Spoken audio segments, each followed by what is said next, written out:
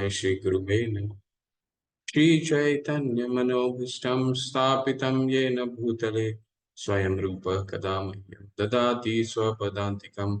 वन्देऽहं श्रीगुरु श्रीयुतापदकमलं श्रीगुरुं वैष्णवांश्च श्रीरूपं साग्रजातं सहगना रघुनाथान्वितं सजीवं साद्वैतं सावधूतं परिजनसहिता कृष्ण चैतन्य देवं श्री राधा कृष्ण पादा सहगना ललिता श्री विशाखान्विताश्च नमो विष्णुपादाय कृष्ण पृष्ठाय भूतले श्रीमते भक्ति वेदांत स्वामी निति नामिने नमस्ते सरस्वते देवे गौरवाणी प्रचारिणे निर्विशेष शून्यवादी पाश्चात्य देश तारिणे वाञ्छा कल्पतरुभ्यश्च कृपा सिन्धुभैव च पतितानां पावनेभ्यो वैष्णवेभ्यो नमो नमः। नमो महावदानाय कृष्ण प्रेम पदायते कृष्णाय कृष्ण चैतन्य नामिने गौरीतशे नमः। हे कृष्णा करुणा सिंधु दीनबंधु जगतपते गोपेश गोपिका कांत राधा कांत नमस्तुते तप्त कांचन गौरांगी राधे वृंदावनेश्वरी वृषभानुसुते देवी प्रणमामि हरिप्रिये। जय हो श्री कृष्ण चैतन्य प्रभु नित्यानंद श्री अद्वैत गदाधर शिवासादि गौर भक्त वृंदा। हरे कृष्णा कृष्णा कृष्णा हरे हरे हरे राम राम राम हरे हरे। हरे कृष्णा कृष्ण कृष्णा हरे हरे हरे राम राम राम हरे हरे। हरे कृष्णा कृष्ण कृष्णा हरे हरे हरे राम राम राम हरे हरे। हरे कृष्णा। आपके आप सभी का हार्दिक स्वागत है आज के सत्र में। आज हम 10वां अध्याय शुरू करेंगे। पर 10वां अध्याय शुरू करने से पहले थोड़ा ये जानना हमारे लिए जरूरी है कि अभी तक हमने जो किया है, अभी हम कर क्या रहे हैं, ये हमें समझना बहुत जरूरी है। जैसे पहले अध्याय अगर आप सबने अध्ययन करा होगा तो पहले अध्याय में भक्ति कितनी तरह की दी हुई है। ठीक है, ये हमें समझना है। पहले क्या है? सामान्य भक्ति। ठीक है, सामान्य भक्ति के बाद हम क्या देखते हैं? साधना भक्ति। साधना भक्ति के बाद भाव भक्ति। भाव भक्ति के बाद प्रेमा भक्ति। ठीक है, ये 4 चीजें। तो हम जो अभी अध्ययन कर रहे हैं, ठीक है, वो हम क्या अध्ययन कर रहे हैं ये आपको बताना है। सामान्य, साधना, प्रेमा, भाव और प्रेम, 4 है। ठीक है, तो ये थोड़ा थोड़ा हमें सबको थोड़ा सा बताना। इससे पहले हम थोड़ा सा पिछले श्लोक का स्मरण कर लेते हैं, वो मेरे दिमाग से निकल गया। श्लोक कर लेते हैं।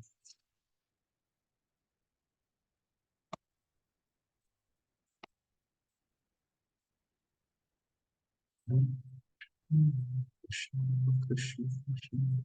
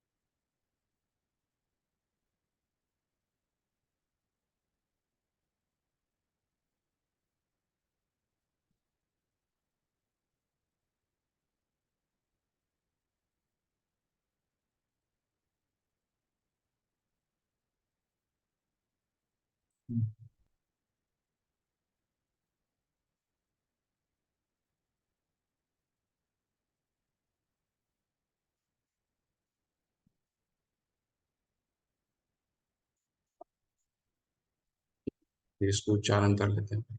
ये 4 श्लोक हम सबको स्मरण हो जाना चाहिए जब तक हमारा ये भक्ति रसामृत सिंधु सब तक संपन्न होता है। पहला श्लोक है, अनाशक्त्य विषयान यथा अन्यभिलाषिता शून्यं ज्ञान कर्मा धनावृतम अनुकूलेन कृष्णानुशीलनम भक्तिरुत्तमः। अन्यभिलाषिता शून्यं ज्ञान कर्मा धनावृतम अनुकूलेन कृष्ण अनुशीलनम भक्तिरुत्तमः। सर्व उपाधि विनिर्मुक्तं तत्परत्वेन निर्मलं ऋषिकेन ऋषिकेश सेवनं भक्तिरुच्यते। सर्व उपाधि विनिर्मुक्तं तत्परत्वेन निर्मलं ऋषिकेन ऋषिकेश सेवनं उच्यते। तीसरा, अतः श्री कृष्ण नामादि न भवेद ग्राह्य इंद्रिय सेवोन्मुखे ही जिह्वादौ स्वयं एव स्फुरति। अतः श्री कृष्ण नामादि न भवेद ग्राह्य इंद्रिय सेवोन्मुखे ही जिह्वादौ स्वयं एव स्फुरति। चौथा, अनाशक्त्य विषयान् यथार्हम् उपयुञ्जतः निर्बन्ध कृष्ण संबंधे युक्तं वैराग्य उच्यते। अनाशक्त्य विषयान् यथार्हम् उपयुञ्जतः निर्बन्ध कृष्ण संबंधे युक्त वैराग्यम उच्यते।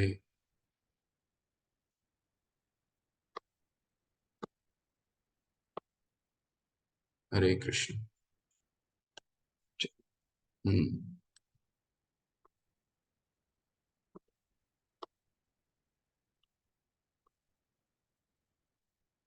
तो जैसे हम इसका अध्ययन कर रहे थे, ये भक्ति के 4 भाग हैं। ठीक है। जे पहला जो परिचय आपने जब पढ़ा होगा, तो परिचय में हमने चर्चा किया था कि ये भक्ति रसामृत सिंधु 4 भागों में विभाजित किया हुआ है। जैसे समुद्र की 4 लहरें होती हैं, तो 4 भागों में विभाजित किया हुआ है। पूर्वी भाग, पूर्व, पूर्व, पूर्वी, दक्षिण, उत्तर और पश्चिम। ठीक है। ये 4 भागों में, ईस्ट वेस्ट नॉर्थ साउथ, 4 भागों में विभाजित किया हुआ है। हम किसका अध्ययन कर रहे हैं? कौन सा भाग? एक से लेकर के हमारा जो कोर्स है वो एक से लेकर के 9वां अध्याय, 19वां अध्याय तक हमारा कोर्स है। ठीक है। और इस कोर्स में हम पूर्वी भाग का अध्ययन कर रहे हैं। ठीक है। पूर्वी भाग का अध्ययन कर रहे हैं।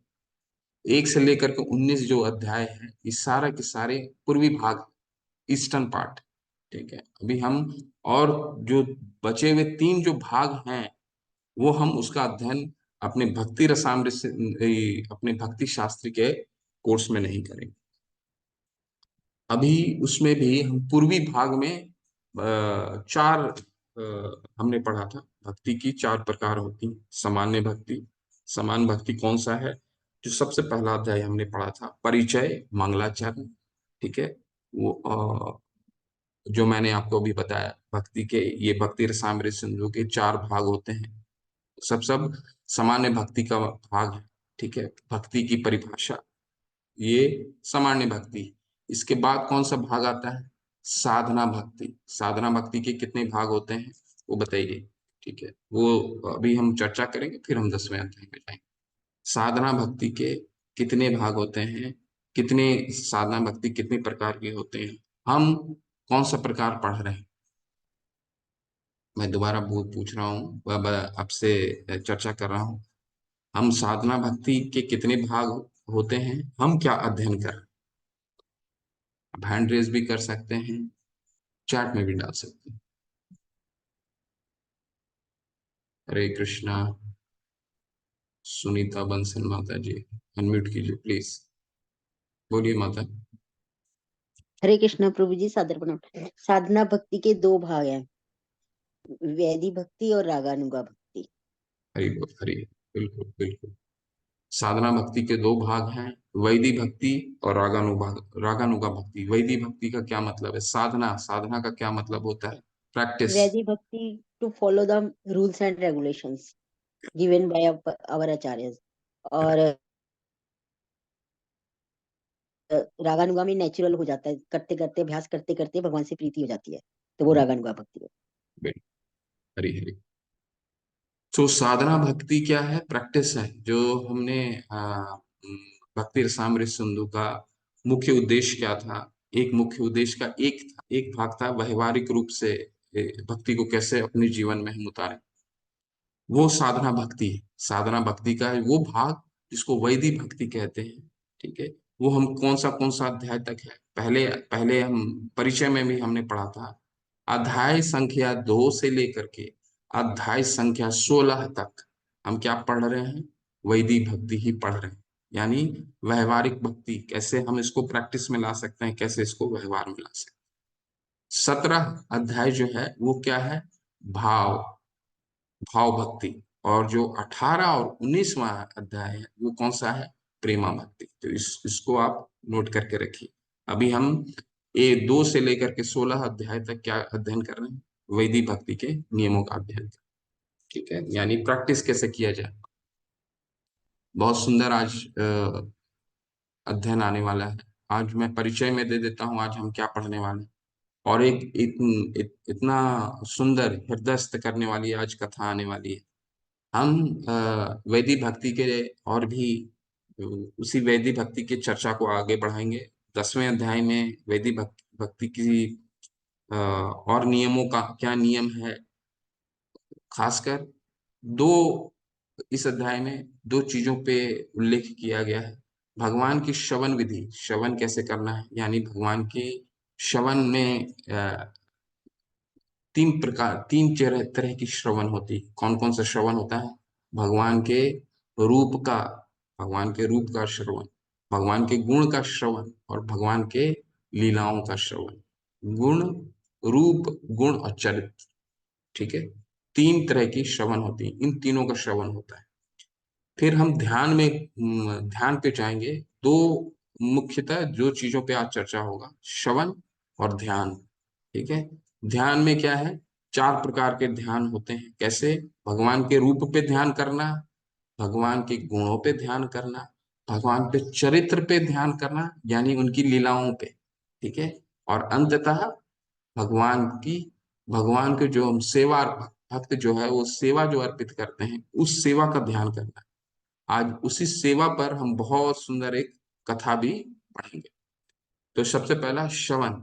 श्रवण क्या है उसका अध्ययन करते हैं। श्रवण और ध्यान, ये दो भाग पे आज का अध्याय हमारा केंद्रित रहेगा। ठीक है। जगत गुरु श्री प्रभुपाद की जय। चलिए थोड़ा सा किताब, आप अपने अपने बुक्स को खोल लीजिए, अपनी किताब खोल लीजिए।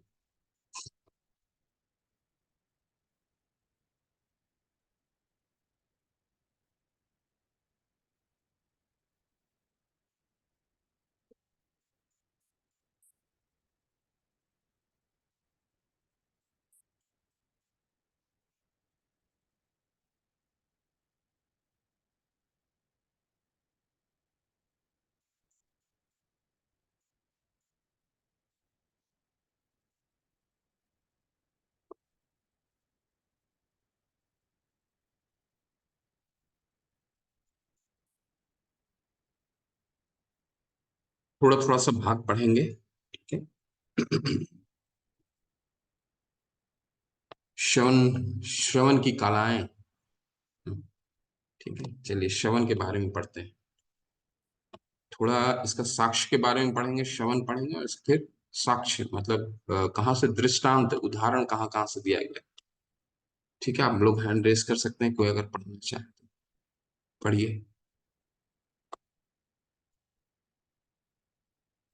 डॉक्टर राखी मित्तल माता, हरे कृष्ण। हरे कृष्ण। हरे कृष्ण प्रभु जी। हरे कृष्ण। श्रवण कृष्ण भावनामृत तथा भक्ति का शुभारंभ सुनने से होता है, जिसे संस्कृत में श्रवणम कहा जाता है। सारे लोगों को अवसर मिलने चाहिए कि वे भक्ति टोलियों में भाग लेकर सुन सकें। कृष्ण भावनामृत की प्रगति के लिए यह सुनना अत्यंत महत्वपूर्ण है। जब कोई अपने कानों से दिव्य ध्वनि ग्रहण करता है तो वह तुरंत शुद्ध हो जाता है और उसका हृदय भी विमल बन जाता है। चैतन्य महाप्रभु ने बल देकर कहा है कि यह श्रवण अत्यंत महत्वपूर्ण है। यह कलुषित आत्मा को धो डालता है, जिससे मनुष्य भक्ति में प्रवेश करने तथा कृष्ण भावनामृत को समझने के योग्य बन जाता है। हरे कृष्ण। हरे कृष्ण। हरे कृष्ण माता, धन्यवाद माता। श्रवण श्रवण जब हमने गीता का अध्ययन किया था, गीता का सबसे जो भक्ति योग हमारी कहाँ से शुरू होती है? 7वें अध्याय। 7वें अध्याय के पहले ही श्लोक में भगवान क्या कहते हैं कि मेरी वाणी को वही समझ सकता है जो मुझसे ईर्ष्या नहीं करता, अनुसूय वे, और मेरे ध्यान पूर्वक ये ध्यान पूर्वक जो मेरे गीतों को सुनता है। तो श्रवण की विधि पे भगवान ने पूरे भगवत गीता में सिर्फ श्रवण पे बल दिया है। राजा पृथु पृथु महाराज क्या बोलते हैं? पृथु महाराज कहते हैं भगवान से कि मेरे सहस्त्र कान क्यों नहीं हो गए आपकी लीलाओं को सुनने के लिए। ठीक है, तो श्रवण की जो विधि है वो बहुत ही महत्वपूर्ण है। श्रवण की विधि पे बहुत बल देते हैं भगवान। ठीक है, बाकी तो 9 विधि और हैं, पर श्रवण की विधि, चाहे वो आप 7वें अध्याय का अध्ययन कीजिए या 9वें अध्याय में भगवान क्या कहते हैं, यथ तत्शृणु, यानी अब मुझसे सुनो। ठीक है, तो सुनने पे बहुत बल दिया गया है। चलिए थोड़ा सा और इसका साक्ष्य पढ़िए यहाँ से यहाँ तक।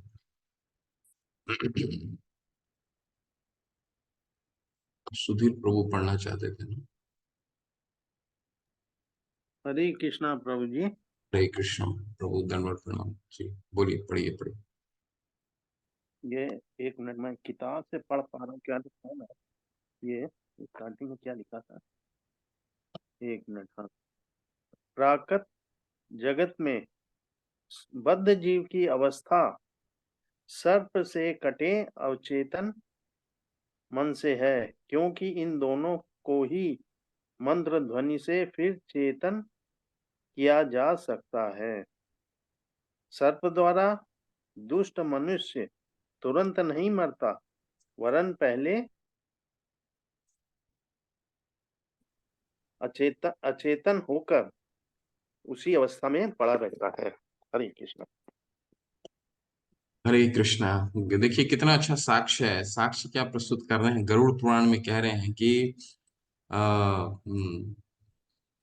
श्रवण की कितनी महिमा है कि इसकी तुलना, जो व्यक्ति श्रवण नहीं करता उसकी तुलना सर्प से कटे व्यक्ति के रूप में होता है। जैसे भगवान यहाँ गरुड़ पुराण में कह रहे हैं, गरुड़, कि एक व्यक्ति जिसको, जो बिल्कुल भगवान के लीलाओं, गुण, रूप, गुण और लीला, ये 3 होते हैं, 3 भगवान के, इन 3 चरित्रों में श्रवण किया जा सकता है। जो भी व्यक्ति इस पे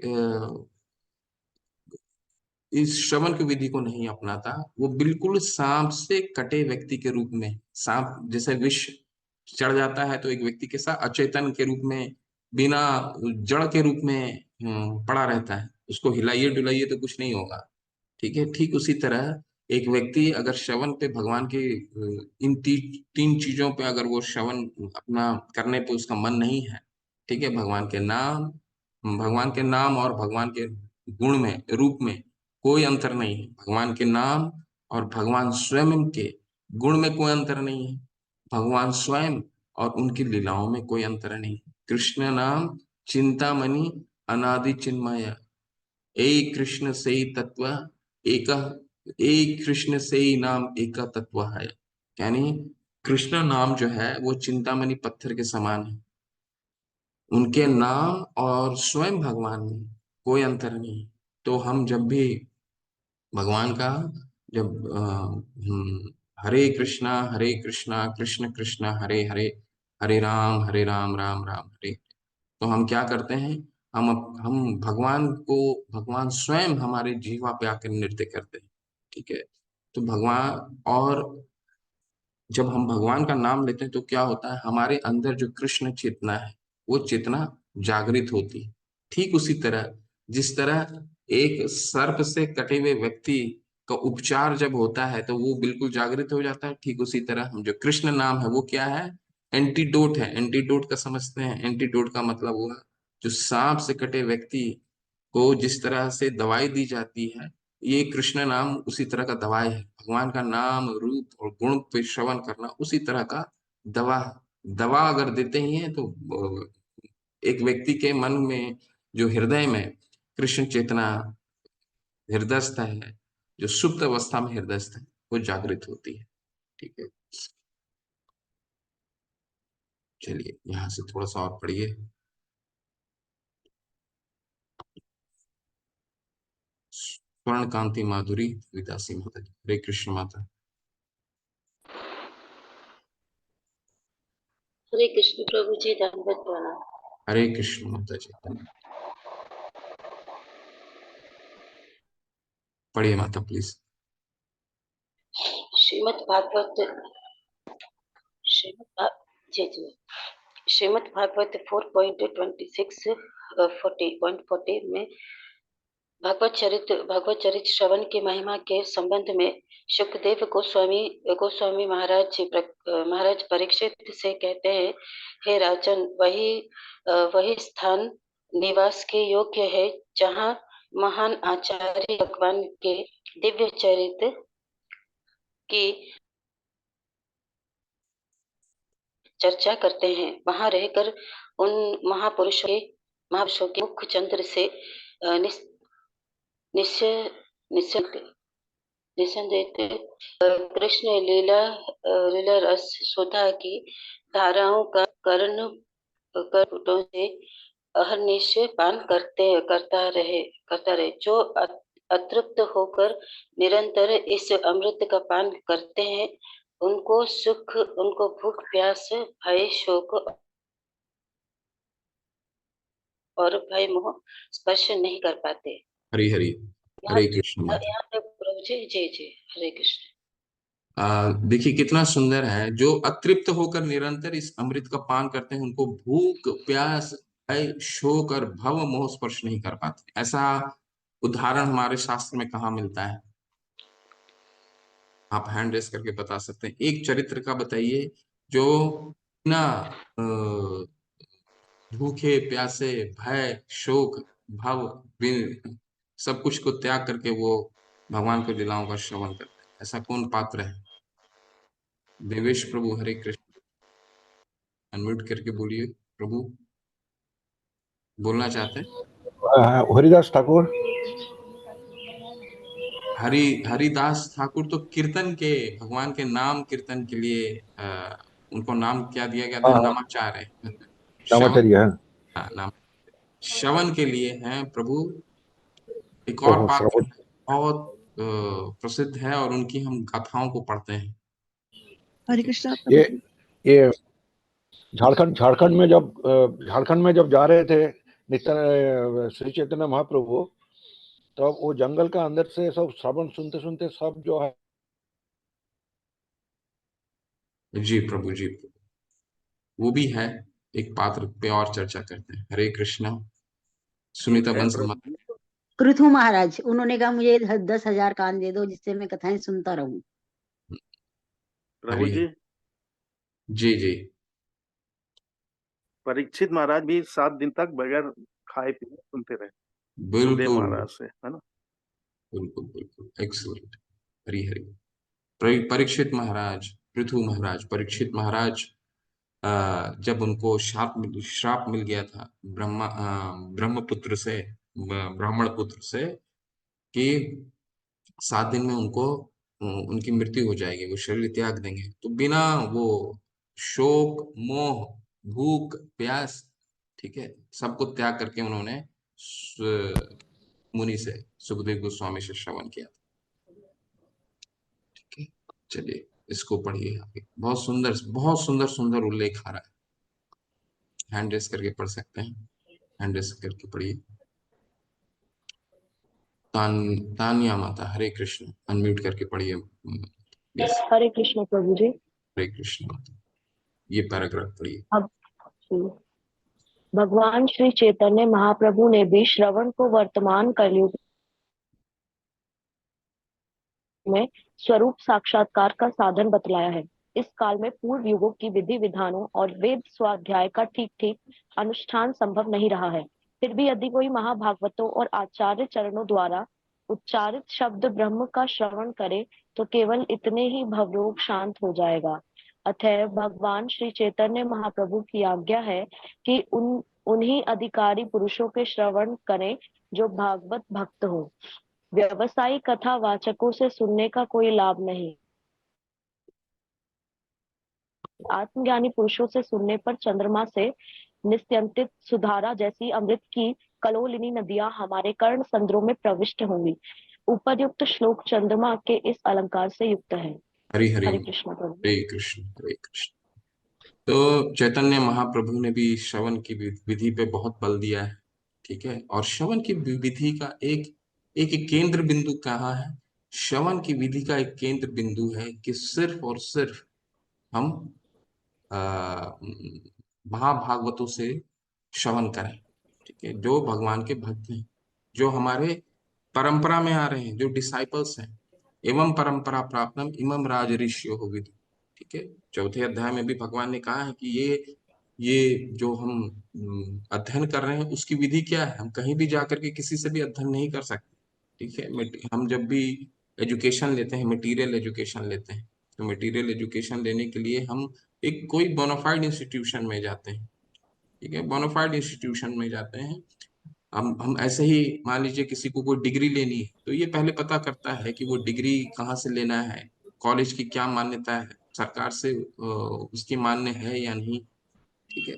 तो जब तक वो इंस्टीट्यूशन बोनाफाइड नहीं है तब तक हम अ, अपने उससे डिग्री हासिल नहीं करते। ठीक उसी तरह आध्यात्मिक ज्ञान की भी योग्यता है। हम आध्यात्मिक ज्ञान ऐसा नहीं है कि हम अपने घर पे किताब लेके आ जाएं और उस किताब को स्मरण करने लग जाएं और खोल करके हम उसको पढ़ने लग जाएं, ऐसा संभव नहीं। तो हमें क्या करना पड़ेगा? उसके जो एक्सपर्ट हैं, वो एक्सपर्ट कौन होते हैं? उन एक्सपर्ट का नाम होता है महाभागवत, ठीक है। महाभागवत हमने पढ़ा है चौथे अध्याय में। कौन है? कितने भागवत होते हैं? 3 तरह के होते हैं, उत्तम, मध्यम, कनिष्ठ। लेकिन महाभागवत किसको कहते हैं? जो शास्त्रों में निपुण होता है। वो कौन होता है? उत्तम भक्त, ठीक है। बाकी के 2 कनिष्ठ क्या कौन होते हैं? कनिष्ठ जो एकदम शुरुआती के स्तर पे होते हैं, उनको भगवान उनके शास्त्रों पे भी पूरी दृढ़ता नहीं रहती है। सिर्फ उनको क्या रहता है कि भगवान सिर्फ मंदिरों में रहते हैं। मध्यमा भक्ति उनसे एक स्तर ऊपर, उनको मालूम होता है, शास्त्रों का भी ज्ञान होता है और उनको पर निपुणता नहीं होती। और उत्तमा भक्ति भक्त कौन होते हैं? जो शास्त्रों में भी निपुण है, ठीक है, और शास्त्रों का सार तत्व को भी समझ गए। उनको क्या कहा जाता है? महाभागवत। तो हम जब भी श्रवण करें तो किन से श्रवण करना है? हमें महाभागवतों से श्रवण करना है। तो हम ऐसे किसी से श्रवण नहीं कर सकते। तो कोशिश कीजिए आप लोग सभी लोग कि दिन में कोई आधा घंटा या 20 मिनट हम अपना समय निकालें और गुरु वर्ग को सुनने का प्रयास करें। गुरु वर्ग कौन हो गए?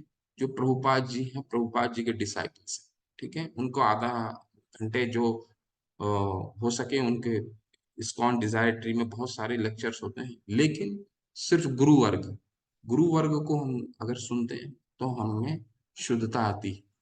वैसे मंदिर में कई लोग नियुक्त किए जाते हैं जो प्रवचन देते हैं। अगर मंदिर नियुक्त करता है तो आप उनके प्रवचन को सुनिए, लेकिन कोशिश कीजिए गुरु वर्ग को सुनना हमारा पहला उद्देश्य होना चाहिए। जो भगवान प्रभुपाद जी हैं, प्रभुपाद जी के डिसाइपल्स हैं, उनको आधा घंटा 20 मिनट जरूर सुनिए। आपको मालूम है कौन कौन गुरु वर्ग, उनको श्रवण जरूर कीजिए।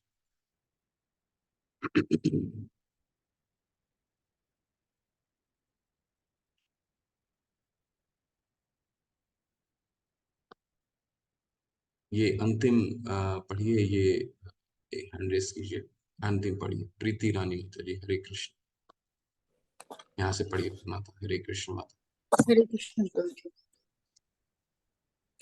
श्री कृष्ण की शुद्ध भक्ति के अभिलाषी को नित्य निरंतर उनके दिव्य गुणों और चरित्र का श्रवण करना चाहिए, जिससे हृदय के सारे अमंगल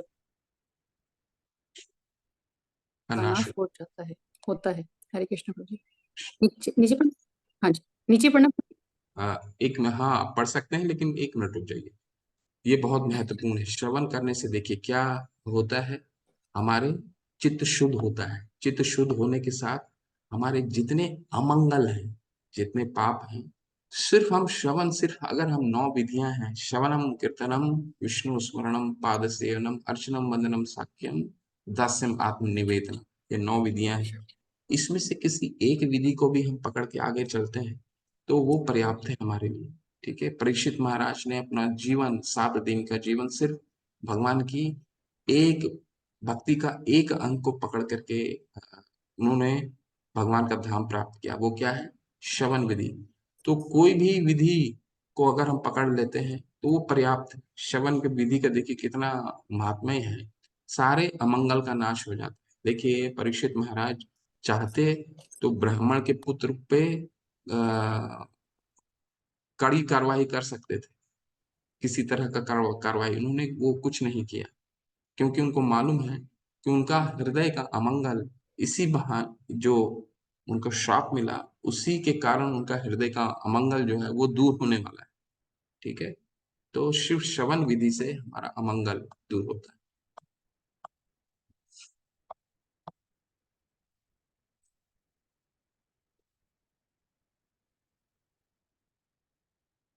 इसको इस हाईलाइट को पढ़िए। प्रीति रानी माता। हरे कृष्ण। श्रीमद् भागवतम का ये वाक्य सब भक्तों का मार्गदर्शक है। भक्त को अपना पूर्व पापों के दुख से तुरंत मुक्ति होने की आशा नहीं करनी चाहिए। कोई भी बद्ध जीव इस कर्म भोग से मुक्त नहीं है, क्योंकि पूर्व कर्मों से निरंतर सुख दुख की प्राप्ति का नाम ही संसार है। यदि कोई प्राकृतिक क्रियाओं से विरत हो गया है तो उसका फिर जन्म नहीं होगा। ये सभी संभव है कि जब वह कृष्ण भावना भावित कर्म के परायण हो जाए, क्योंकि ऐसे कर्मों का फल नहीं होता। अतः कृष्ण भावना भावित क्रियाओं से सिद्धि होते ही जन्म मृत्यु का चक्र समाप्त हो जाता है। ऐसे पुरुष फिर भी प्राकृतिक जीवन में जन्म नहीं लेगा। इसलिए जो भक्त कर्म फल से पूर्णतः मुक्त नहीं हुआ है, वह गंभीरता से कृष्ण भावना भावित कर्म करता रहे। मार्ग में कितने ही ध्यान क्यों ना आए, किसी बाधा की स्थिति में वह केवल श्री कृष्ण का चिंतन स्मरण करता हुआ उनकी कृपा की बाट देखता रहे, यही उनका अवलंबन है। यदि भक्त इस भाव से दिन बिताता है तो उसका वैकुंठ गमन निश्चय ही समझना चाहिए। इस क्रियाओं के द्वारा वह भगवत धाम में प्रविष्ट होने का दया भाव अधिकार पा जाता है। दया भाव पृथक संपत्ति में पुत्र के कानूनी अधिकार को कहते हैं। इस प्रकार शुद्ध भक्त जो अपने कृष्ण भावना संबंधी कर्तव्य के निर्वह में सब प्रकार के हरियों को सहना संद रहता है, भागवतम का योग्य अधिकारी हो जाता है। हरे कृष्ण। हरे कृष्ण। हरे कृष्ण। धन्यवाद। तो यहाँ पे अंतिम ये कंक्लूजन क्या है, ये जो हमने अभी शेष भाग पढ़ा, ये श्रवण विधि का कंक्लूजन है। क्या कंक्लूजन दे रहे हैं, क्या निष्कर्ष है? निष्कर्ष ये है यह कि हमें श्रवण विधि पे ऐसा नहीं है कि हमने आज भगवान के रूप, गुण और लीलाओं का श्रवण करना शुरू किया तो हमारी चित्त तुरंत शुद्ध हो जाएगी, ऐसा नहीं। ठीक है, यहाँ क्या लिख रहे हैं, ये तभी संभव है कि जब वह कृष्ण भावनामृत कर्म के परायण हो जाए, क्योंकि ऐसे कर्मों का फल नहीं होता। अतः कृष्ण भावना भावित क्रियाओं में सिद्ध होते ही जन्म मृत्यु का चक्र समाप्त होता है। यदि भक्त को अपने पूर्व पापों के दुखों से तुरंत मुक्त होने की आशा नहीं करनी चाहिए। देखिए ऐसा नहीं है कि हम भगवान के रूप गुण लीलाओं का श्रवण करना शुरू करें और हमें हमारा चित्त जो है तुरंत शुद्ध हो जाए। क्योंकि जो पूर्व जो हमारे चार पूर्व संचित पाप कर्म हैं, चार प्रकार के, वो कौन कौन से हैं? अप्रारब्ध जो संचित होते हैं, फिर ऊपर जाते हैं थोड़ा सा, उसको स्फुरित होता है, उसको क्या कहते हैं? कुटम। फिर और स्फुरित होता है, उसको क्या कहते हैं? बीज। और जब वो पूरी तरह से फलीभूत हो जाता है तो उसको क्या कहते हैं? प्रारब्ध। तो अप्रारब्ध का क्या मतलब है? कि वो हमारे पाप कर्म संकुचित हैं। और प्रारब्ध का क्या मतलब? जो जो पाप कर्म अभी फलीभूत हो चुके हैं। ठीक है। तो अब जैसे उदाहरण के रूप में एक छोटा बहुत सारे छोटे एक छोटा बच्चा है, वो अगर दुकान में जाता है तो कोई किसी तरह का उसको खेलने की वस्तु लेने की कामना करता है, उसको लेना चाहता है, लेकर के लेके वहां से चला जाना चाहता है, चाहे माता पिता कितना भी उसको रोकते रहो, लेके चला जाना चाहता है। तो ये क्या हुआ?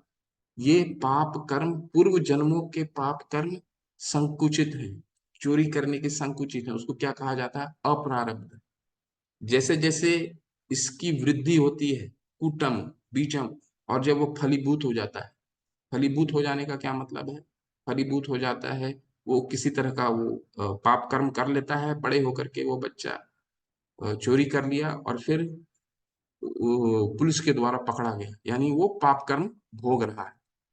तो ऐसा नहीं है। हमने पहले अध्याय में पढ़ा था कि हमारे चित्त को शुद्ध करता है। शुद्ध करने का क्या मतलब है? हम ये समझना शुरू कर दें कि वो हमारे पूर्व कर्मों के पाप कर्मों को काट देता है। ऐसा नहीं।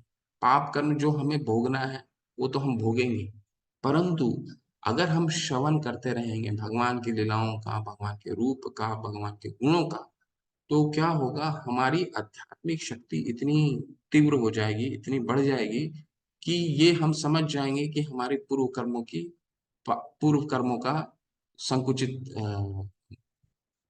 फल है। ठीक है। नहीं तो हम क्या, हम ऐसा हमारे हृदय में ऐसा नहीं आना चाहिए, अरे भगवान की तो इतना हम श्रवण कर रहे हैं, गुण लीलाओं का श्रवण करते हैं, फिर भगवान मुझे इतनी तकलीफ क्यों दे रहे हैं? तकलीफ आनी है, भक्तों को भी तकलीफ आती है, क्योंकि वो पूर्व कर्मों का पाप संकुचित है। लेकिन वो समझ जाते हैं कि ये प्रारब्ध है, ये इनको झेलना ही है। परंतु शक्ति इतनी आ जाती है, आध्यात्मिक शक्ति आ जाती है कि वो उसको क्रॉस कर जाते हैं, उसको पार कर जाते हैं। भगवान का भक्त क्या समझता है कि चलो इस जन्म में ही अब मुझे ये सारे प्रारब्ध मेरे काटने पड़ेंगे, इसके बाद मैं शुद्ध हो जाऊंगा, ऐसा समझता है भगवान का। लेकिन अगर हमारा अगर धैर्य नहीं होगा तो क्या होगा? हम समझेंगे अरे भगवान की तो इतनी हम भक्ति कर रहे हैं, फिर भी भगवान हमें इतनी तकलीफ दे रहे हैं।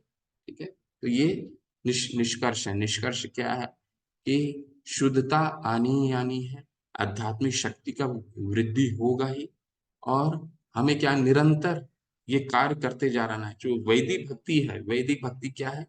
व्यवहारिक है, प्रैक्टिस। प्रैक्टिस हमें कभी भी नहीं छोड़ना है, चाहे हमारा आज स्तर कुछ भी हो, चाहे हम तकलीफ में हो। दुखालयम अशाश्वतम तो है ही। भगवान 8वें अध्याय में क्या कहते हैं भगवत गीता में? मामुपैते तु पुनर्जन्म दुखालयम अशाश्वतम नाप्नुवन्ति महात्मानं संसिद्धिं परमां गता। तो ये जो भौतिक जगत है, दुखों का घर है और अशाश्वत है। यहाँ कुछ भी टेम्पररी, कुछ भी परमानेंट नहीं, टेम्पररी है, अशाश्वत। सिक्के के दो पहलू हैं। क्या है? सुख और दुख, ये आना तय है। लेकिन अगर हम श्रवण और कीर्तन करते रहें, भगवान का श्रवण करते रहेंगे, तो क्या होगा? आध्यात्मिक बल इतना आ जाएगा कि जो भी हमें तकलीफ आ रहा है वो हम समझ जाएंगे कि ये तो आना तय है। ठीक है। तो हमने अभी स्मरण की विधि के बारे में पढ़ा, अब हम स्मृति पे चलते हैं। स्मृति का मतलब स्मृति, इसके बाद फिर ध्यान। ठीक है। स्मृति मतलब स्मरण। इसको और इस पैराग्राफ को पढ़िए, इसके बाद सबसे बहुत महत्वपूर्ण पे चलेंगे। हैंड रेस कीजिए, कोई और हैंड रेस नहीं, कोई और हैंड रेस कीजिए। बबीता साहू। हरे कृष्ण माता। हरे कृष्णा प्रभु जी। हरे कृष्ण। यह जिस किसी प्रकार से यदि कोई चित्त में श्री कृष्ण से अपने नित्य संबंध को बसा लेता है तो उसका नाम स्मृति है। स्मृति के विषय में विष्णु पुराण का एक सुंदर वाक्य है, जिन भगवान के स्मरण मात्र से संपूर्ण जीव समग्र कल्याण के भाजन बन जाती है। मैं उन्हीं अजन्मा और नित्य परम पुरुष की स्मरण हूँ। पद्म पुराण में इसी स्मृति की विवेचना है। मृत्युकाल में अथवा जीवन काल में जिसके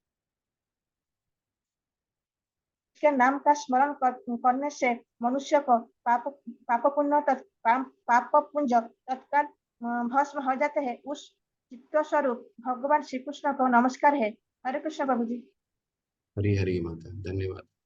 तो ये स्मरण और स्मृति, ठीक है, ये हमने अभी शेष इसको हम संपन्न किया। तो स्मृति बहुत महत्वपूर्ण है। हमारा निष्कर्ष क्या है? हमारा चित्त शुद्ध होता है। और श्रवण की विधि जो है भगवान भगवत गीता में भी बताते हैं, या मुझसे श्रवण, मुझसे सुनने की बल पे बहुत बल देते हैं। तो श्रवण बहुत ही महत्वपूर्ण अंग है। 9 अंगों में से श्रवण सबसे महत्वपूर्ण अंग बताया गया है।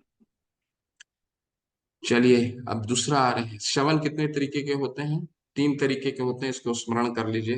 रूप, भगवान के रूप, भगवान के गुण, भगवान के चरित्र, यानी कि उनकी लीलाओं, पास्ट टाइम्स। तो ये 3 रूपों में भगवान का श्रवण किया जाता है। अब ध्यान।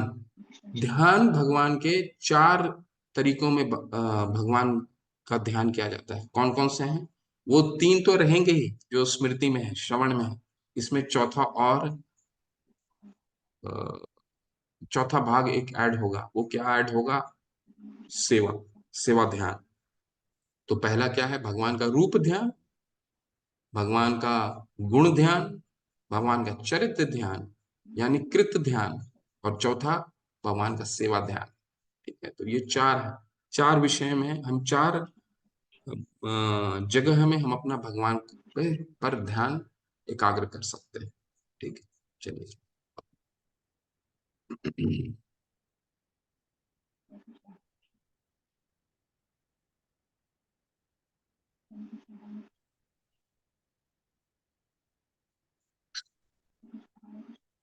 मोनिका शर्मा माता जी, हरे कृष्णा। अनम्यूट का 1 मिनट माता, 1 मिनट।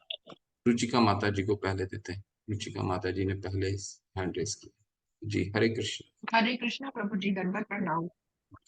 Ji please. हरे कृष्णा बढ़िया। जी प्रभु जी। नृसिंह पुराण में भगवान के रूप के ध्यान का वर्णन है। भगवान के चरण कमलों का ध्यान दिव्य और प्राकृत सब दुख की अनुभूति से सर्वथा परे है। प्रभु जी ये इस पे कुछ आ रहा है, आई थिंक। इस ध्यान से परम पापात्मा भी जीवन भर के पापों से छूट सकते हैं। ये भी पढ़िए हरे माता, कृष्ण प्रभु जी। ये भी पढ़ लीजिए जी प्लीज। जी प्रभु जी। विष्णु धर्म में भगवत गुणों के ध्यान के संबंध में कहा है, निरंतर कृष्ण भावना भावित रहकर भगवान के दिव्य गुणों का स्मरण करने वाले जन संपूर्ण पापों से मुक्त होकर वैकुंठ गमन के योग्य बन जाते हैं। भाव यह है कि शुद्ध हुए बिना कोई भगवत धाम में प्रवेश नहीं पा सकता और भगवान के चिद गुण, रूप, लीला आदि का स्मरण रखने मात्र से सब प्रकार के पापों से बचा जा सकता है। हरि हरि हरि हरि, हरे कृष्ण। हरे कृष्ण प्रभु जी। ध्यान, देखिए ध्यान की महिमा क्या है कि 2 शास्त्रों के साक्ष्य से क्या बता रहे हैं ध्यान पे। ध्यान की महिमा है कि वो सीधा वैकुंठ भगवान के धाम में प्रवेश पाने का योग्य होता है, परंतु उसमें एक निषेध है। डोंट क्या है? शुद्ध हुए बिना कोई भगवत धाम में प्रवेश नहीं पा सकता। शुद्धता कैसे होंगे? राग द्वेषु मुक्तेषु विषयन इंद्रियेश शरण। हमने तीसरे अध्याय में पढ़ा था कि 2 कारणों से जो दो दो जो मुख्य कारण हैं, जिनके कारण तीन, खासकर तीन का क्या कारण है, उन तीन कारणों को हमको त्यागना पड़ेगा। क्या है? राग द्वेष मुक्तेषु विषयेन इंद्रियेश चरण। ठीक है, राग, द्वेष और रजोगुण, ये जो तीन जो रजोगुण में जो ये दो आते हैं, खासकर राग यानी किसी पे क्रोध करना और किसी पे द्वेष करना, ये रजोगुण में रहकर ये जो दो कार्य हम जब तक करते रहेंगे, हम, भगवान कहते हैं भगवत गीता में कि हम प्रवेश के लिए योग्य नहीं है। हम क्वालिफाइंग मार्क्स लाना है हमें भगवत धाम जाने के लिए, तो क्या करना पड़ेगा? हमें इन दो चीजों को त्यागना होगा। ठीक है, ये दो चीज को त्यागने के लिए क्या करना पड़ेगा? भगवान का, हरि का नाम लेना पड़ेगा। हरि का नाम लेने के लिए क्या करना पड़ेगा? भगवान के रूप, गुण, चरित्र और भगवान पे के सेवा पे अपना चित्त एकाग्र करना पड़ेगा। ठीक है, चित्त एकाग्र करेंगे। आप कहीं मंदिर जाते हैं, तो मंदिर की, देखिए मंदिर में कितने विग्रहों को कितनी सुंदर से सजाया जाता है। ठीक है, भगवान जब अपने कक्ष में होते हैं तो हम मंगल आरती करते हैं। भगवान जब ड्राइंग रूम में आते हैं तो हम आ, जब सबके सबके लिए दर्शनार्थी होता है, जब सबके लिए भगवान सभी के लिए आते हैं, तो इसलिए कहते हैं ना, मंगल आरती बहुत महत्वपूर्ण है। क्यों मंगल आरती इसलिए महत्वपूर्ण? भगवान अपने कक्ष में होते हैं, मतलब निजी कक्ष में होते हैं। तो निजी कक्ष में भगवान किसको बुलाते हैं? कोई भी, आप अपने घर में, आप अपने जो निजी आपका कक्ष है, उसमें किसको आप बुलाएंगे? जो आपका बहुत निकट रहता है, निकट संबंधी है। नहीं तो ज्यादातर लोग को क्या करते हैं, हम अपने ड्राइंग रूम में बैठाते हैं। ठीक है, तो निकट के लोग जो होते हैं उनको हम अपने कक्ष में लेकर जाते हैं, जहाँ हम अपना प्राइवेट काम कुछ करते हैं या फिर अपना अध्ययन करते हैं, पठन करते हैं, वहां लेकर के जाते हैं। ठीक उसी तरह मंगल आरती बहुत महत्वपूर्ण है। जब हम भगवान सुबह सुबह 4 बजे अपने कक्ष में बुलाते हैं, फिर भगवान तैयार होते हैं और तैयार होकर के ड्राइंग रूम में आते हैं सभी लोगों के लिए दर्शनार्थी के रूप।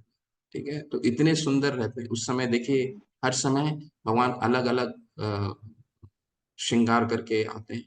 तो हमें क्या करना है? भगवान के अलग अलग तरीकों को अपने चित्त में एकाग्र करना है और उस पे अपना, अ, जब भी हम चैंटिंग करते हो या भगवान, जब भी हम खासकर चैंटिंग करते हो, तो वो किसी भी समय का वो चित्त हमें एकाग्र करना है और फिर हम चैंटिंग कर सकते हैं। ऐसा करके हम भगवान के रूप, पहला जो है रूप पे अपना ध्यान एकाग्र कर सकते हैं।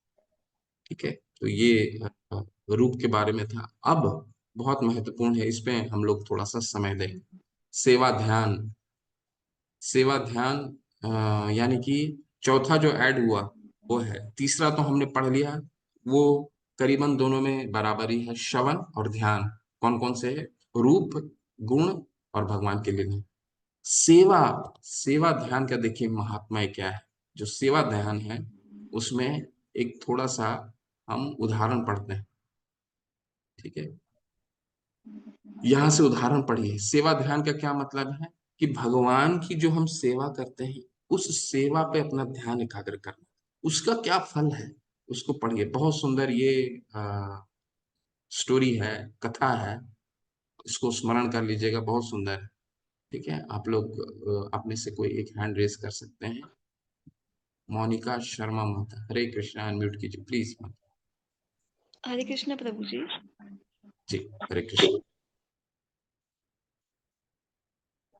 ब्राह्मण अकिंचन था, इसलिए उसने निश्चय किया कि वे बहुत बड़े भारी ऐश्वर्य के साथ भगवान की सेवा करने का ध्यान ही करेगा। वे इस प्रकार करने लगा। कभी वे गोदावरी में स्नान करता, स्नान के बाद एकांत नदी तट पर आसन लगाकर प्राणायाम के अभ्यास से मन को एकाग्र करता। प्राणायाम का ये अभ्यास चित्त को यंत्र के समान किसी एक वस्तु पर केंद्रित करने के लिए है। पढ़िए आगे। मैं बता देता हूँ संक्षेप में। हरे प्राणायाम प्राणायाम और आसनों का यही लाभ है। पूर्व काल हरे कृष्ण, एक एक मिनट। हरे कृष्ण जी। हरे कृष्ण, अभी पढ़िए, मैं थोड़ा सा संक्षेप में बता देता हूँ। ये कथा एक ब्राह्मण की है।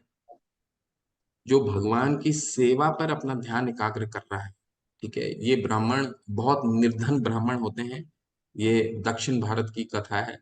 बहुत निर्धन होते हैं, उनके पास बहुत धन नहीं होता कि भगवान पे हम समझते हैं कि हमारे पास जब तक पर्याप्त धन और साधन नहीं है, तब तक भगवान की सेवा नहीं कर सकते। हमारा ये मानना होता है। परंतु भगवान 9वें अध्याय में क्या बताया है कि राज विद्या राजगुह्यम पवित्रमिदम उत्तमम प्रत्यक्षवागमम धर्म्यम सुसुखम कर्तुम अव्ययम। ये बहुत सुखपूर्वक है। मेरी भगवान की भक्ति करना बहुत सुखपूर्वक है, बहुत सरल है, आसान है हमारे लिए। हमें बहुत कुछ नहीं चाहिए, बहुत पैसा नहीं चाहिए, धन नहीं चाहिए। हम भगवान को दे ही क्या सकते हैं, सारा कुछ तो भगवान ने हमें दिया। तो हमें बहुत कुछ नहीं चाहिए। आज इसका उदाहरण आपके सामने दिखेगा कि भगवान की भक्ति एक निर्धन कैसे कर सकता है। जो 9वें अध्याय के भगवत गीता में हमने दूसरा श्लोक पढ़ा था कि ये सुखपूर्वक किया जा सकता है, सरलता से किया जा सकता है। वो कैसे होता है, वो देखिए। एक निर्धन ब्राह्मण किस तरह से बिना धन साधन के भगवान की भक्ति करता है। ठीक है, चलिए माता जी पढ़िए प्लीज। प्राणायाम और आसनों का यही लाभ है। पूर्व काल में साधारण मनुष्य भी भगवान के स्मरण में मन को एकाग्र करके जानते थे। ब्राह्मण ने भी ऐसा अभ्यास किया। मन में भगवान का रूप बस जाने पर वे ध्यान में भगवान को बहुमूल्य वस्त्रों, अलंकारों, मुकुटों आदि से विभूषित करने लगा। फिर उसने भगवान को दंडवत प्रणाम किया। इसके बाद मंदिर मार्जन का ध्यान करने लगा। मंदिर मार्जन करके वे बहुत से स्वर्ण और चांदी के पात्रों में नदी का पवित्र जल लाने गया। गोदावरी से ही नहीं अपितु गंगा, जमुना, नर्मदा और कावेरी से भी जल लाया। वैष्णव जन सामान्यतः भगवत अर्चन करते हुए मंत्रों के द्वारा इन नदियों के जल का आह्वान करते हैं। मंत्रोच्चारण के स्थान पर इस ब्राह्मण ने ध्यान किया है कि वे स्वयं स्वर्ण पात्रों से भरकर सब नदियों का जल ला रहा है। तत्पश्चात उसने फल, फूल, धूप आदि अर्चन के सब पदार्थ जुटाए और उन्हें श्री मूर्ति भगवान के सामने रखा। श्री मूर्ति की प्रसन्नता के लिए जल, पुष्प, धूप आदि इन सब पदार्थों के सुंदर रीति से अर्पण किया। फिर आरती की। इस प्रकार पूर्ण विधि से अर्चना संपूर्ण हुई। हरे कृष्ण हरी हरी प्रभु जी। हरे कृष्ण। कितना सुंदर चल रहा है, देखिए व्याख्यान कि ये जो निर्धन ब्राह्मण है केवल ध्यान में सेवा कर रहा है, क्योंकि उनके पास इतना धन साधन नहीं है कि वो प्रत्यक्ष रूप में इन सब चीजों को खरीद के ला सकता है। और दूसरा क्या है, हर तरह के हर जगह जगह की नदियों से, गंगा, यमुना, नर्मदा, कावेरी, सभी जगह से जल लेके आ रहा है और भगवान को अर्पित कर रहा है। सिर्फ ध्यान से, ध्यान के द्वारा अर्चना कर रहा है। कोई प्रत्यक्ष रूप में कुछ नहीं कर रहा है। ठीक है, भगवान कैसे रेसिप्रोकेट करेंगे, ये देखिए, ये महत्वपूर्ण है। हमें हमें लगता है कि रेसिप्रोकेट नहीं करते हैं, लेकिन इस कथा में बहुत रोचक आने वाला ये है। प्रभु जी, बड़ी मानसिक पूजा वही हाँ होती है ना, मानसिक पूजा ही कहते हैं ना इसको। जी जी जी। अभी पढ़िए इसको, माता कविता घोष माता जी, आप इसको कंटिन्यू कीजिए। हरे कृष्ण प्रभु। हरे कृष्ण प्रभु जी। हरे आवाज आ कृष्ण। रही है? जी जी, जी। पढ़िए प्लीज। शीला प्रपात द्वारा शीला प्रपात की जय। वह नियमित रूप से इसी प्रकार अर्चन करता था और यह क्रम वर्षों तक चलता रहा। फिर एक दिन ब्राह्मण ध्यान कर रहा था कि उसने श्री मूर्ति के लिए कुछ खीर बनाई है, परंतु वह इस भोग से प्रसन्न नहीं हुआ क्योंकि खीर बहुत गर्म थी। इसलिए वह हाथ से छूकर देखना चाहता था कि खीर भगवान के खाने योग्य है या नहीं। जैसे ही उसने अपनी अंगुली से खीर पात्र को स्पर्श किया कि वह जल गई और उसका ध्यान भंग हो गया। अब वह क्या देखता है कि उसकी अंगुली वास्तव में जल गई है। उसे बड़ा आश्चर्य हुआ। वह तो खीर को स्पर्श करने को केवल ध्यान ही कर रहा था। उसे यह आशा नहीं थी कि उसकी अंगुली सचमुच जल जाएगी। हरी हरी जब जब हरे कृष्ण माता। यहाँ रुकते हैं 2 मिनट, फिर आप पढ़िएगा यहाँ से, अभी मैं बताता हूँ। देखिए, ध्यान कर रहा था, ध्यान में ही वो खीर अर्पित करना चाह रहा था भगवान को। ठीक है। और वो खीर, क्योंकि भगवान को जब भी आप कुछ भी चीज अर्पित करें, ना ही बहुत ज्यादा गर्म होना चाहिए, ना ही बहुत ज्यादा ठंडा होना चाहिए। तो उसने बस ये छू करके देखने का प्रयास किया कि वो जो खीर है ज्यादा गर्म तो नहीं है, भगवान को ये गर्म खीर देना तो ठीक नहीं है। तो उसने बस वो खीर को छू करके सिर्फ ध्यान में, अपनी चिंता में, ध्यान को, वो अ, खीर खीर में अपना उंगली डाल करके देखने का प्रयास किया, तो ध्यान में उसकी उंगली जल गई। और जब उसके जैसे जल जाता है, उसका ध्यान भंग हो जाता है। और जैसे ही ध्यान उसका टूटता है, वो प्रत्यक्ष रूप में देखता है कि उसकी उंगली जो है वो जल गई। तो देखिए, भगवान को रेसिप्रोकेट किए। लेकिन अभी यहाँ शेष नहीं हो रही है इस कथा, कथा भी और थोड़ा सा बाकी है। ठीक है, तो पढ़िए माता, प्लीज कंटिन्यू कीजिए। जी, हरे कृष्णा। जब वह इस प्रकार विचार मग्न था, तभी लक्ष्मी सहित बैकुंठ में विराजमान भगवान नारायण हंस पड़े। उनकी हंसी को देखकर उनकी परिचर्या में तत्पर सभी लक्ष्मी देवियां उत्कंठावश इसका कारण पूछने लगी। श्री भगवान ने कुछ भी उत्तर नहीं दिया, वरन तत्काल ब्राह्मण को बुला भेजा। बैकुंठ का एक विमान ब्राह्मण को लेकर तत्क्षण भगवान नारायण के सानिध्य में पहुंच गया। तब भगवान ने सारा वृत्तांत कह सुनाया। इस प्रकार बड़भागी ब्राह्मण को भगवान और लक्ष्मीगण के सानिध्य में नित्य बैकुंठ वास प्राप्त हुआ। इस कथा से प्रकट होता है कि अपने धाम में विराज होने पर भी श्री भगवान सर्वव्यापी हैं। बैकुंठ में ही नहीं, अर्चन का ध्यान करते हुए ब्राह्मण के हृदय में भी वे बैठे थे। अतएव हम जान सकते हैं कि भगवान भक्तों द्वारा ध्यान में अर्पित पदार्थों को भी ग्रहण करते हैं और इससे भक्त की अभिष्ट सिद्धि हो जाती है। हरे कृष्ण प्रभु। हरे कृष्ण, हरि हरि। तो आगे निष्कर्ष, आगे पढ़ो। नहीं नहीं, बस माता जी ये अध्याय यहीं तक है। हरि हरि। तो निष्कर्ष ये है कि लक्ष्मी देवी जो है, वो मन मन मुस्कुराते हुए नारायण से पूछती है कि ये आपने क्या किया। तो भगवान नारायण उनको बताते हैं कि इनको अनुभूति, ये ध्यान के द्वारा, क्योंकि हमें लगता है जब हम भगवान को प्रसाद अर्पित करते हैं, भोग चढ़ाते हैं, तो हमें लगता है कि जैसा भोग हमने अर्पित किया है वैसे ही भोग हम वापस लेकर के आते हैं, तो भगवान तो कुछ खाते नहीं। तो भगवान, हमारी कल्पना, हम जैसे सोचते हैं ऐसा नहीं, ये नहीं। भगवान भगवान हमारे भक्त रूपा जी कहते हैं कि हम प्रतिबिंब हैं भगवान के।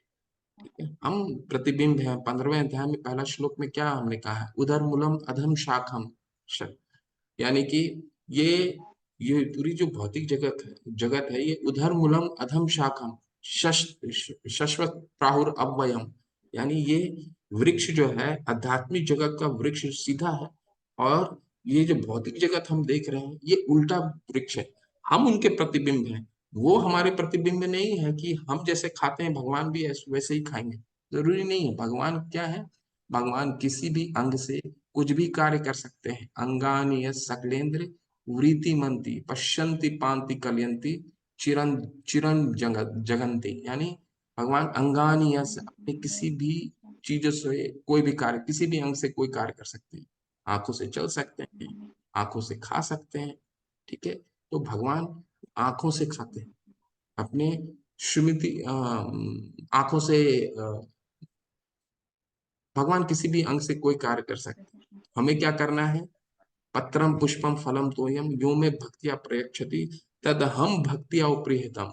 9वें अध्याय का ये 26वां श्लोक में भगवान ने कहा है, भक्ति बहुत सरल है। किसी के पास पत्र है, पत्र दे दो। पत्र नहीं है तो फूल दे दो, फूल नहीं है तो जल दे दो। शर्त इतना है कि भक्ति जो शब्द है 9वें अध्याय के 26वें श्लोक में 2 बार आया है। भक्तिया उपरिहितम, तद हम भक्तिया उपरिहितम, 2 बार भक्ति शब्द का प्रयोग हुआ है। और भक्ति का क्या मतलब होता है? भजना, यानी प्रीतिपूर्वक सेवा। भगवान की सेवा को ही भक्ति कहा जाता है। ठीक, तो अगर हमारा सेवा सेवा ध्यान है, तो भगवान रेसिप्रोकेट करते हैं। और कैसे रेसिप्रोकेट करते हैं, ये ब्राह्मण के उदाहरण से हमें दिखता है। तो एक बहुत, आपको ये कथा मैंने बताई है, तो शायद तो दोबारा ये कथा सुनिए, बहुत सुंदर कथा है। एक और कि एक बार एक गुरु होते हैं, गुरु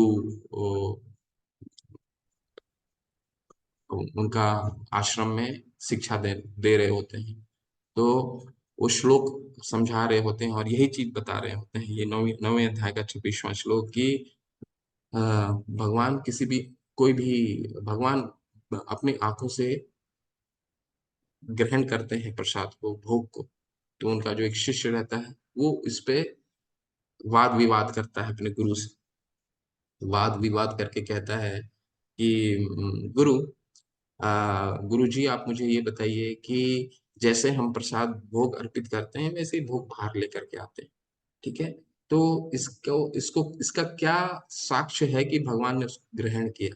तो गुरु जी होते हैं, वो गुरु बहुत तरीके से समझाने के प्रयास करते हैं, पर वो जो शिष्य होता है वो समझता नहीं, ठीक है? वो वाद विवाद में उतारू रहता है। तो गुरु वर्ग जो होते हैं, गुरु होते हैं, बोलते हैं ठीक है कोई बात नहीं, मैं इसको किसी और तरीके से तुम्हें समझाने का प्रयास करूंगा जब समय आएगा। फिर जब वो कक्षा खत्म होती है तो गुरु बुलाते हैं सभी शिष्यों को और बोलते हैं कि ये 3 श्लोक हैं, कोई 3 श्लोक देते हैं, तो 3 श्लोक जाइए और स्मरण करके आइए, याद करके आइए, मुझे सुनाइए। तो सभी शिष्यगण उसको याद करते हैं श्लोक को और याद करके सुनाते हैं गुरु को। तो उसमें से वो शिष्य जब आता है और उसने बहुत अच्छे से वो सारे के सारे श्लोक को भगवान के सामने गुरुवर के सामने वो बोल देता है। गुरु बड़े प्रसन्न होते हैं, बोलते हैं तुमने बड़ा अच्छा कार्य करा, तुमने तो बहुत सुना दिया ये मुझे अच्छा से।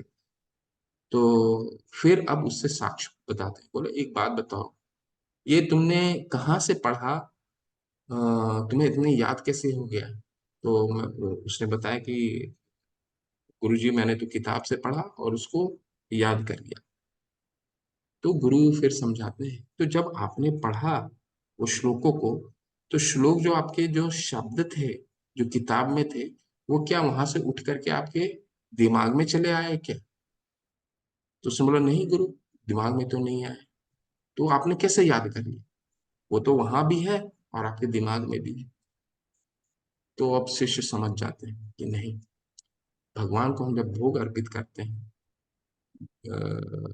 और भक्ति से करते हैं, तो भगवान जब हम सूक्ष्म रूप में किसी चीज को स्मरण कर सकते हैं, एक श्लोक है या कुछ भी है, वो किताब में भी लिखा है और आपके दिमाग में भी रहता है। ठीक उसी प्रकार भगवान तो किसी भी अंग से कोई कार्य कर सकते हैं। तो जो भी हम भोग अर्पित करते हैं, भगवान क्या करते हैं, सूक्ष्म रूप से उसको ग्रहण करते हैं। ठीक है, तो ये है सेवा ध्यान का महात्मा है। शर्त इतना है कि हम जो जो भी अर्पित कर रहे हो भगवान को, जैसे ये ब्राह्मण कर रहा था, अपने ध्यान में ही वो सभी नदियों के, गंगा यमुना नर्मदा, सभी नदियों, कावेरी, सभी नदियों का जल अर्पित कर रहा था, तरह तरह के भोजन अर्पित करता था, ध्यान में ही खीर बनाता था, खीर अर्पित करता था। ठीक है, चांदी के बर्तन, सोने के पात्र में भगवान को भोग अर्पित करता था। अगर हमारा भगवान को हम जब अर्पित करते हैं, तो सिर्फ एक ही चीज की, भगवान एक चीज हमारी देखते हैं, वो क्या है, हमारी भक्ति देखते हैं। और इसीलिए 26वें श्लोक में भक्ति को जब अर्पित करना है तो कैसे करना है, 2 बार भगवान ने भक्ति का उपयोग किया है। ठीक है, हरे कृष्णा। ये आपका 10वां अध्याय संपन्न होता है। कल हम 11वें अध्याय में प्रवेश करेंगे।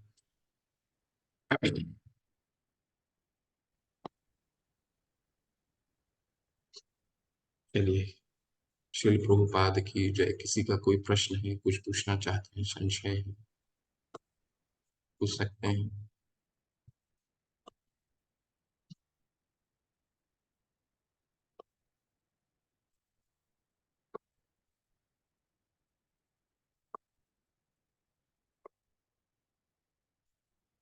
हरे कृष्ण ताने माता जी। हरे कृष्णा प्रभु जी। हरे कृष्ण। प्रभु जी, लास्ट क्लास में उसमें आपने बताया था कि जो लोग दीक्षा ग्रहण किए हुए होते हैं, मतलब जिनके पास दीक्षा है, सिर्फ वही भगवान के अर्च विग्रह को स्पर्श कर सकते हैं। तो क्या जैसे हम लोग अपने घरों में अर्च विग्रह ले आते हैं और बहुत से लोगों के पास दीक्षा नहीं है, तो फिर वो उन्हें स्पर्श कैसे कर लेते हैं? माता जी, इसलिए आचार्य लोग बताते हैं या वरिष्ठ वैष्णव बताते हैं कि हमें अपने घरों में कोशिश करना चाहिए कि भगवान को तस्वीर, मतलब उनके जो फोटो फ्रेम्स होते हैं उसको रूप में अ, उनको लेके आइए, उनको स्थापित कीजिए। अर्च विग्रह को लाने का बहुत ही, अर्च विग्रह को अगर लेके आते हैं तो फिर बहुत सारे अ, उसके नियम होते हैं। तो अर्च विग्रह कोशिश कीजिए, क्योंकि उसमें सेवा भी बहुत होता है। कोशिश कीजिए जब तक हमारी श्रद्धा और नहीं है, या उस स्तर के हम नहीं पहुंचे हैं, या दीक्षा नहीं है वही है, तो अर्च विग्रह घर में स्थापित करने का कोशिश मत कीजिए। कोशिश कीजिए हम भगवान भगवान तो 8 तरीके से हम रख सकते हैं ना। 8 भगवान अर्च विग्रह में रहते हैं, भगवान फोटो फ्रेम में रहते हैं तस्वीर के माध्यम से। तो तस्वीर को लेकर के आइए, तस्वीर को सेवा कीजिए, उसमें कोई पाबंदी नहीं है, इतना नियम नहीं है। ठीक है, कोशिश कीजिए तस्वीर के रूप में भगवान की श्रद्धा, भगवान का पूजन कीजिए अपने घरों में। अर्च विग्रह जी लाना प्रभु जी। यानी बहुत नियमों का पालन करना पड़ता है। ठीक है माता। जी प्रभु जी। जी प्रभु जी। ओके, हरे कृष्ण सुधीर प्रभु। हरे कृष्ण प्रभु। हरे कृष्णा प्रभु जी, दंडवत प्रणाम। प्रभु। मेरी जिज्ञासा थी कि जैसे जो मानसिक पूजा है, तो जो संपन्न व्यक्ति हैं वो भी मानसिक ध्यान कर सकते हैं? जी जी प्रभु, मासिक पूजा, अब जैसे कई जगह हम लोग जाते हैं जहाँ पे, अब जहाँ मंदिर में है या घर में है, तो हर तरीके से आप भगवान की सेवा करते हैं। लेकिन कई जगह ऐसा कई बार होता है कि हमारे पास वो चीजें उपलब्ध नहीं होती। ठीक है, जैसे जैसे आप चले गए कहीं, आपको भोग अर्पित करने का, आप बाहर कहीं कहीं गए, काम से गए, और वहां पे भोग अर्पित करने की कोई सुविधा नहीं है, तो वहां पे कहा जाता है सेवा ध्यान के द्वारा भगवान को भोग अर्पित कीजिए। ठीक है, सेवा ध्यान मतलब भगवान को अर्पित कीजिए, क्योंकि आपके पास सुविधा ही नहीं है। और नहीं, यदि मान लीजिए घर में है कोई हम्म और वो सब कुछ है, और फिर हम्म वो यदि मानसिक पूजा कर हम्म रहा है, तो ठीक है कि नहीं? हाँ हाँ बिल्कुल ठीक है। तो भोग अगर लगाना। उसका तो साक्ष्य साक्ष्य हमने देखा ना, उसका तो उदाहरण ही हमने देखा। सेवा ध्यान एक प्रक्रिया है, व्यवहार है, जी। व्यवहारिक भक्ति है वो। तो देखा ही नहीं, कहीं भी कर सकते हैं आप सेवा ध्यान है। ये ब्राह्मण तो हर जगह कर, अपने घर में ही बैठ के कर रहा था ना प्रभु। मतलब उसके पास तो अभाव था धन का। हाँ, तो यदि जिसके कोई पास, ऐसा हाँ तो वो हमने पिछले संपन्न अध्याय में है, भी, जो संपन्न है, संपन्न यदि, जी, जो संपन्न है उसको हाँ, आ, और वो उस समय आप, मानसिक पूजा कर रहा है। नहीं नहीं, तो वो कोशिश करना चाहिए उसको, जो उसकी संपन्नता है। वो तो हमने पिछले अध्याय में भी पढ़ा था ना, कि जिसके पास जी। अगर धन है, साधन है, तो भगवान को अर्पित करे। अगर जिसके पास बिल्कुल। साधन नहीं है, वो हाँ, ध्यान के द्वारा कर सकता है। परंतु जिनके पास साधन है वो तो बिल्कुल कर सकता है, जी। धन और साधन को समर्पित करके, अर्पित और करके। पाप प्रभु जी, पाप क्षण में होता है, अपराध क्षण में नहीं होता ना? क्या क्या भगवान कह रहे हैं द्वारा प्रभु? जैसे 10 नाम अपराध होते हैं, हम्म। पाप पाप क्षम्य होता है, और अपराध क्षम्य नहीं होता भगवान बिल्कुल द्वारा, है। बिल्कुल बिल्कुल, पाप जो होते हैं वो, पाप के 4 प्रकार होते हैं जो हमने पढ़ा है पहले अध्याय में। वो जी। होते हैं अप्रारब्ध, कुटम, बीजम और प्रारब्ध। वो क्षम्य है, भगवान का नाम कर हम लेते हैं तो भगवान उसको, भगवान 66वें श्लोक में भी तो बोलते हैं ना, सर्वधर्मान परित्यज्य माम एकम शरणम व्रज अहम त्वं सर्व पापे भयो। मेरी शरण में आओ, मैं सब पापों से मुक्त कर पापों से मुक्त करते हैं भगवान, अपराध से नहीं। तो अपराध वहां यूज नहीं किया हुआ है। अपराध वहां, वहां क्या भगवान ने यूज किया है? पाप, पापे भयो, सर्व पापे भयो। तो पाप कुछ हम क्षम्य है, अपराध नहीं। ये आपने अच्छा याद दिला दिया प्रभु। मुझे स्मरण था कि हम ये जो 10 नाम अपराध है, ये हम जी। कोशिश करेंगे कि हर कक्षा में जी। 10 पढ़े। नाम अपराधों को हम पढ़ें, और जिनको स्मरण नहीं है वो स्मरण हो जाए। ठीक है, तो कल हम इसका अध्ययन करेंगे। 10 नाम अपराध पहले श्लोक का करेंगे, फिर 10 नाम अपराध करेंगे। ठीक है, और क्लास जब हम ईशोपनिषद में पहुंचेंगे, तो आप में से कोई एक नाम अपराध का उच्चारण एक एक करके नाम का वो नाम अपराध का उच्चारण कर सकते हैं। ठीक है प्रभु, ये अच्छा याद दिलाया। धन्यवाद प्रभु जी। हरे कृष्ण। उर्मिला लखेरा माता जी, हरे कृष्ण माता। हाँ, हरे कृष्णा प्रभु जी। अच्छा, मतलब पाप तो जो अपन मतलब धर्म विरुद्ध कार्य करते हैं वो, और अपराध वो नाम अपराध है वो वाले हैं ना? जी जी जी, नाम अपराध जो क्षम्य जी नहीं है, प्रभु ने बताया जो क्षम्य नहीं होते, भगवान अपराध को नहीं जी। करते। सुमित, ठीक है मैडम।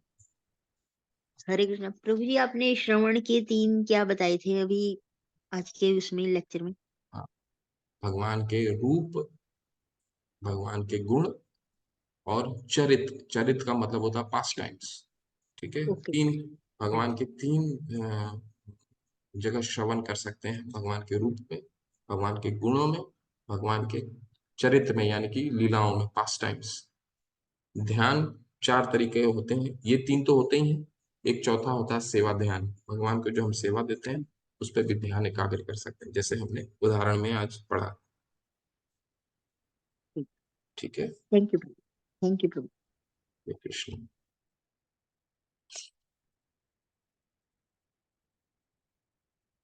और किन्हीं का कुछ है प्रश्न?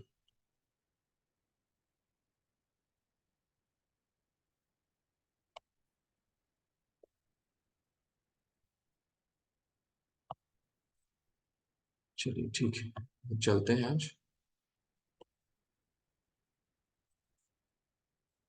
हरे कृष्ण प्रभु जी।